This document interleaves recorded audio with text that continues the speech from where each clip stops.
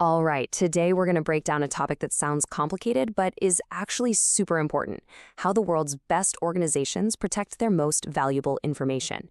We are totally demystifying the global blueprint for digital security, the ISO 27000 series.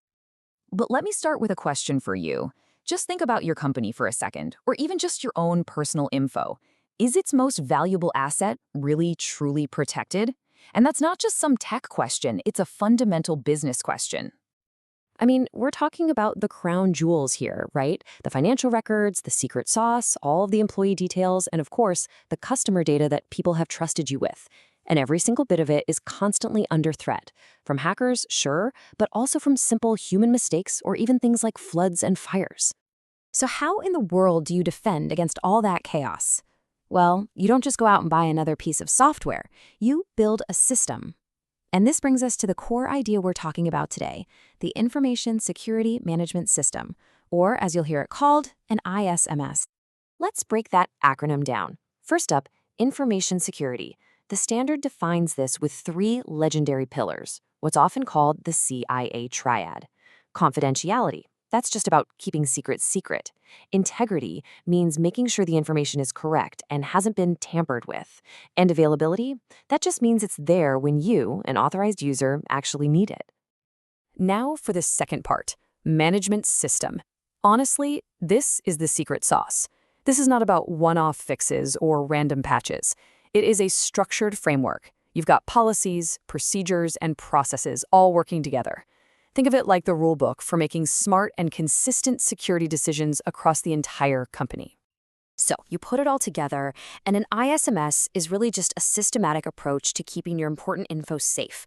It's kind of like a security operating system for the whole business, making sure that every single department is on the same page and working together to protect what matters. And this quote from the standard itself just nails it. It shows you the foundation of the whole thing. The entire system is built on one idea: understanding and managing risk. See, it's not about trying to eliminate every single possible threat out there. That's impossible. It's about making smart, informed decisions based on what your organization can live with and what it can't. This leads us perfectly to the engine that drives the whole ISMS, the risk management cycle. Because here's the thing, threats are always changing, so your defense can't just be a set it and forget it kind of deal. It has to be a living, breathing process. And this process is a never-ending loop. First, you figure out what you actually need to protect. Then, you assess the risks to that stuff, decide how you're going to handle them, and put the right controls in place. But here's the most important part. You constantly monitor how well it's all working, and then you start the cycle all over again, always getting a little bit better. Now, what I think is so cool here is the strategic thinking that goes into treating a risk. You don't always have to crush it. You can reduce it with a new control, sure, but you could also just consciously accept it if it's small. Or you could avoid it by, say, not collecting that type of data anymore. You can even share the risk with someone else, which is exactly what a cyber insurance policy is for. Okay, so we know what an ISMS is and how it works, but how do you actually build one? Well, the great news is you don't have to start from a blank page. That's where the ISO 27000 family of standards comes in. It's basically the expert-written instruction manual. Now, there are a bunch of standards in this family, but these are the big four you'll hear about. 27,000, which is what we're looking at, gives you the vocabulary and the big picture. 27,001, that one gives you the actual requirements you have to meet to get certified. 27,002 is like a giant catalog of best practice controls you can pick from. And 27,005 gives you all the nitty-gritty details on that risk management cycle we just talked about. So if you ever hear a company talking about getting ISO certified for security, they are talking about this one, ISO 27001. It really is the keystone. It's the benchmark that lets an outside auditor come in and officially verify that your ISMS is legit and working the way it should be. So after all of that, the systems, the cycles, the standards, you might be wondering, why go through all this trouble? What's the bottom line here?